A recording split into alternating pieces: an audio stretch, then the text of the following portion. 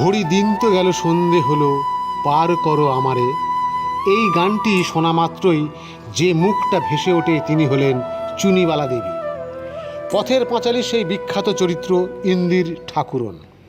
তিনি প্রথম ভারতীয় হিসেবে কোনো আন্তর্জাতিক চলচ্চিত্র উৎসবে সেরা অভিনেত্রীর পুরস্কার জয়ের গৌরব অর্জন করেন। প্রথম জীবনে চুনিবালা দেবী মঞ্চ অভিনেত্রী হিসেবে কাজ করেছিলেন। তিনি অনেক নাটকে অভিনয়ও করেন। 1932 সালে রবীন্দ্রনাথ ঠাকুরের পরিচালনায় নটির পুজোয় অভিনয় করেছিলেন। চুনিবালা দেবী রূপলী পর্দায় আত্মপ্রকাশ করেন 1930 সালে বিগ্রহ ছবির মাধ্যমে। 1939 সালে তার দ্বিতীয় ছবি রিক্তা। তারপর থেকে তিনি অভিনয় থেকে আস্তে আস্তে সরতে থাকেন।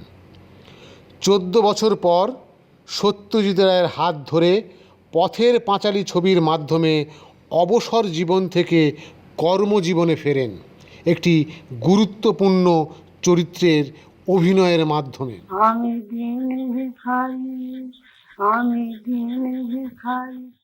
তখন চুনিবালা দেবীর বয়স 80 বছর। পথের পাঁচালী ছবির শুটিং শুরু হয়েছিল 27 অক্টোবর 1952 সালে। ছবিটি মুক্তি পেয়েছিল 26 আগস্ট 1955 সালে।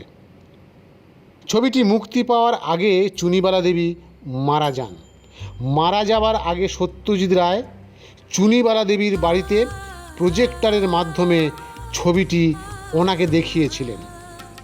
মৃত্যুর আগে চুনিবালা দেবী তার অসাধারণ কর্মকাণ্ড তিনি দেখে গিয়েছিলেন। তিনি অভিনয় করেছেন নাটক থেকে সিনেমা।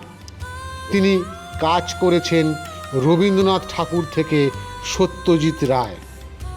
আজ এইটুকু, ধন্যবাদ।